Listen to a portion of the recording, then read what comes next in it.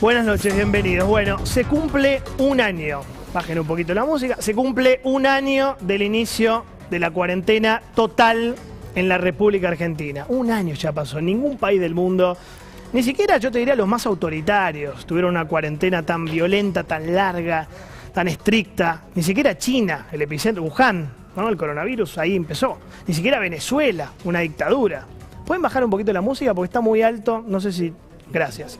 Ni siquiera Cuba, ni siquiera Irán, no hubo clases presenciales, no hubo comercios, no hubo reuniones sociales, no hubo restaurantes, no hubo shoppings, no hubo vuelos, no hubo hoteles, no hubo cine, no hubo teatro, no hubo fútbol. Incluso en un momento se trató a los runners de asesinos. ¿Vos te acordás lo que era eso, no? Durante más de 2 meses lo único que podías hacer era sacar al perro a dar una vueltita, creo que era 400 metros alrededor de tu casa, ¿no? A la redonda. Bueno, aún así, y este es el punto, yo lo escuchaba ayer al presidente, la curva de contagios de COVID nunca paró de crecer, nunca paró de subir. ¿Tenés la placa para mostrar esto? Mirá, agarramos azarosamente los días 5. 5 de mayo, 128 casos diarios. 5 de junio, 800. 5 de julio, estamos hablando del año pasado, 2.400 casos. 5 de agosto, 7.000. 5 de septiembre, 9.000. 5 de octubre, 11.000. ¿Ves lo que era la curva? El alivio recién llegó, yo te diría, con la primavera. Y la paradoja es que la curva de contagios de COVID comenzó a bajar cuando la cuarentena se dio. Es raro, pero pasó eso en la Argentina. Pensarlo de esta manera, ¿no? Aún con la cuarentena más larga del mundo, Argentina es el 13º país del planeta con más muertos por COVID. Estamos 13 en el mundo, ahí lo ves. Estados Unidos, después viene Brasil, después viene México, después viene India, Reino Unido, Italia, Rusia, Francia, Alemania, España, Colombia, Irán y Argentina con 54.000 muertos. 54.000. Pensá que la mayoría de estos países tienen más población que la Argentina, pero cómodamente. No sé, Estados Unidos tiene 300 millones de habitantes. Brasil tiene 200 millones de habitantes. India tiene 1.300 millones de habitantes. México tiene 130 millones de habitantes. Rusia tiene 150 millones. Irán tiene 80 millones de habitantes. Lo que te quiero marcar, mostrar, es que el desempeño argentino, con la super mega cuarentena, en comparación con el resto del mundo, fue paupérrimo. Fue malo. Ayer otra vez el presidente insistía con que fuimos modelo, ¿no?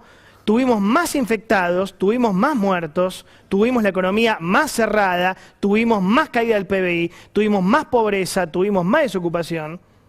La verdad que nos fue mal. Y además tuvimos más familias destruidas. Esta Conrad, lo vamos a charlar. Tuvimos rutinas destrozadas, aumento del consumo de psicofármacos, chicos con regresiones, estudios abandonados, crisis familiares, hablemos en serio, ¿no?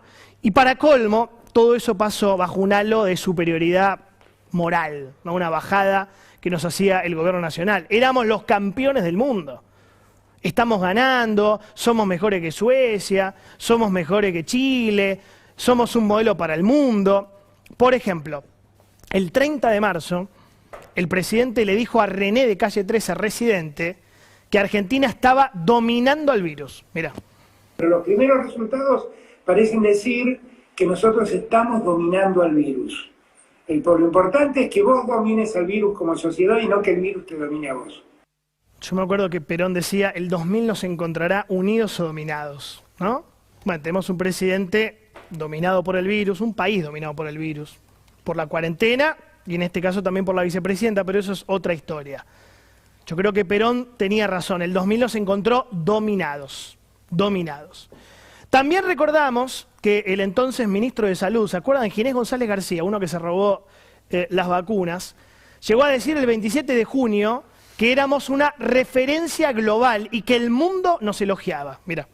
Lamentablemente no tenemos una receta más clara ni más efectiva de lo que sea el aislamiento de las personas. La pandemia provocó casi 500.000 de muertos en todo el mundo. El país tiene una de las tasas de muertos que está entre las más bajas de nuestro continente y del mundo. Miles de vidas fueron salvadas por las medidas que hemos tomado oportunamente. Es un logro invisible, ¿cierto? No hay imágenes, no hay números, no hay nombre de estas personas.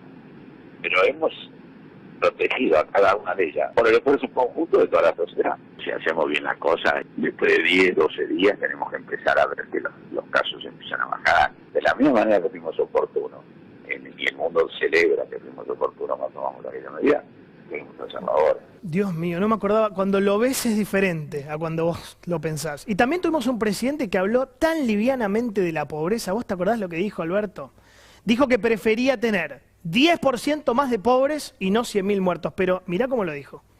No, yo no dudé nunca, nunca. Pues yo prefiero tener 10% más de pobres y no 100.000 muertos en Argentina.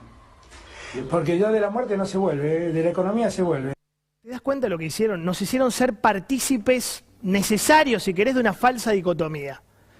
Nos obligaron a elegir, a tomar partido entre la economía, falsamente, y la salud. O sea, si nos preocupábamos por la pobreza, éramos egoístas, anticuarentena, básicamente asesinos. Me acuerdo de las cosas que nos decían a nosotros el año pasado, que está volviendo a pasar algo parecido, ¿eh? Empiezo a notar un tufillo parecido al año pasado. ¿Qué terminó pasando? 54.000 muertos, más 50% de pobreza. Doble fracaso, doble fracaso. ¿Qué terminó pasando? En el segundo trimestre del año pasado, se perdieron casi 4 millones de empleos en la República Argentina. Echaron a 600.000 empleadas domésticas, datos del INDEC, ¿eh? Esto es el INDEC. Echaron a 562.000 empleados de comercio. Echaron a 300.000 empleados de la construcción, UOCRA. Echaron a 300.000 empleados de la industria. Echaron a 83.000 empleados de hoteles y restaurantes. Preguntale a Barrio Nuevo. Pregúntaselo. No protestaba tanto Barrio Nuevo. La clase media besó la lona como en el 2001. Los mozos fueron a pedir un plan social. Los taxistas fueron a pedir un plan social. Los cocineros fueron a pedir un plan social.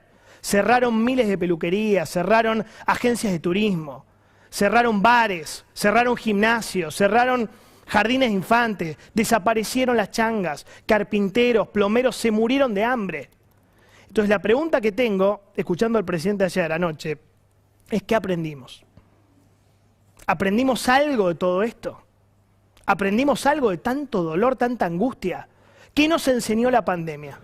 ¿Cuál fue el aprendizaje moral, ético, económico, político, social de la cuarentena más larga, más dolorosa, más angustiosa y más destructiva del mundo que fue la Argentina? Y por lo visto, por lo escuchado, muy poco, nada. Yo te diría nada. La cadena nacional, con mucho respeto voy a decir esto, de anoche del presidente, de Alberto Fernández, fue lamentable. Fue lisa y llanamente sembrar el terreno. Raro, sembrar el terreno ¿para qué? Estamos especulando, para volver a lo único que hicimos hasta ahora. Digo especulo porque no se entendió la cadena de ayer. Parecía un quédate en casa más suave. Parecía un quédate en casa bis. Y es preocupante, porque vuelve a quedar demostrado que el presidente sigue, no voy a decir enamorado porque se enoja, pero obsesionado con la cuarentena, como único instrumento de combate a la pandemia. No hay vacunas, o hay pocas, no hay testeos, no hay rastreos, como dice Conrado, hay cuarentena, siempre hay cuarentena. Pensalo conmigo, ¿no? Argentina tuvo una ventaja competitiva única de ver la película antes que Asia, antes que Europa, antes que Norteamérica. Argentina tuvo mucho más tiempo para comprar test, pero no lo hizo. Argentina tuvo mucho más tiempo para abastecerse de vacunas, no lo hizo. Chile sí. Bueno, ya pasó un año de la llegada del COVID a Argentina, un año de la cuarentena. Sin embargo, las recetas son muy parecidas, muy parecidas. Cerrar las fronteras, cerrar las escuelas, cerrar las oficinas, cerrar los comercios, cerrar los bares, cerrar. La palabra rápida que sale es cerrar. ¿Cuál es la excusa que da el presidente? Bueno, el problema de las vacunas es un tema mundial, es un problema del mundo. Faltan vacunas en todo el mundo. O sea, somos pobres, pero los vecinos también. Me bocharon en matemática, pero Juancito también. ¿Sí? Mal de muchos, consuelo de estúpidos, consuelo de tontos. Pero además es una falacia, es una falacia. Fíjate, mira, esto es muy interesante. Israel ya vacunó al 59% de su población. Chile ya vacunó al 19% de su población. Serbia, esto es novedoso, ¿no? Serbia ya vacunó al 17% de su población. Hungría ya vacunó al 13% de su población. Chile no es una potencia mundial, ¿eh? Déjame esta placa porque es muy interesante. Serbia no es un país rico, al contrario, es lo que quedó de Yugoslavia. Es lo que quedó de los Balcanes, de la guerra de los Balcanes en los 90. Es un país que nació en 2006, Serbia. Hungría es un país que viene del comunismo. Hungría es un país que sufrió la cortina de hierro. Es un país medio bajo de Europa. Pero la Argentina siempre encuentra esa salida fácil, ese atajito, esa ventajita de la culpa la tiene el mundo, ¿no? Las potencias hegemónicas, los malditos ricos. Ese discurso pobrista, conformista, amargado, que nos tiene atrapados en el atraso más profundo hace 50 años. Siempre hay un otro que nos depreda, que nos oprime, que nos coloniza, que nos expolia, siempre. La pregunta es, ¿cuándo vamos a dejar de quejarnos? ¿Cuándo vamos a dejar de envidiar a Chile, a Israel, a Estados Unidos, a Japón, a Corea del Sur y hacer algo? Argentina se convirtió en un señor grande que se queja tirado en el sillón de su casa esperando que lo ayuden, sin hacer absolutamente nada, Homero Simpson. Ya lo sabemos, el mundo es injusto. A ver, el capitalismo es salvaje, es esto, no hay otra cosa, ¿eh? Otra cosa fracasó. El capitalismo es salvaje, es una porquería, pero es lo que hay. La competencia es feroz. Todos quieren las vacunas, todos quieren vivir, pero lamentándonos no logramos nada.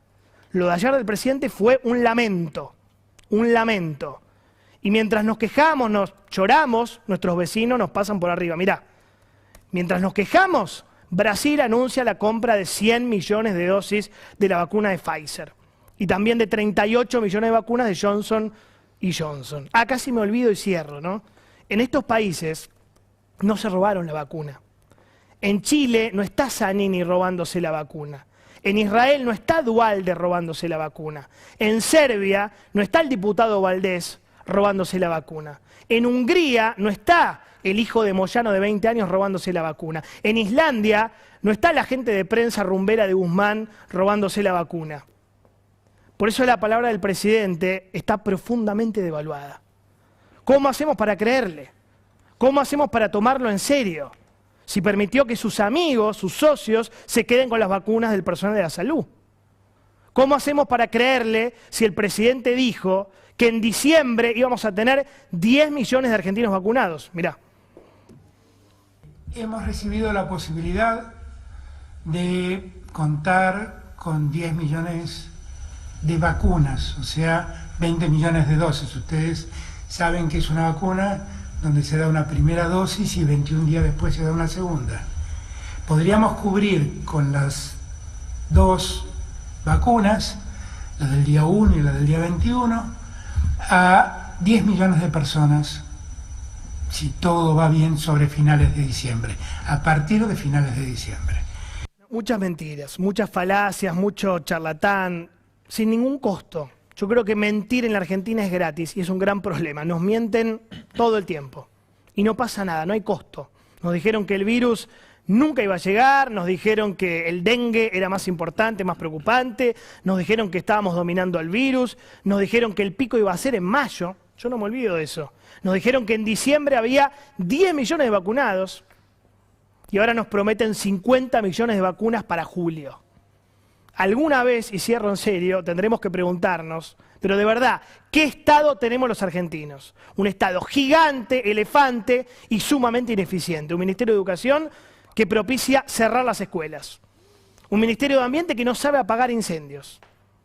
Un Ministerio de Acción Social que no sabe comprar fideos. Un Ministerio de Salud que no sabe comprar vacunas o roba vacunas. Y un Ministerio de Seguridad Nacional que se agarra a trompadas con el de la provincia de Buenos Aires porque se caen mal los muchachos. Ah, y un Ministerio de Relaciones Exteriores que se pelea con Suecia, con Chile, con Estados Unidos, con Ecuador y con Uruguay.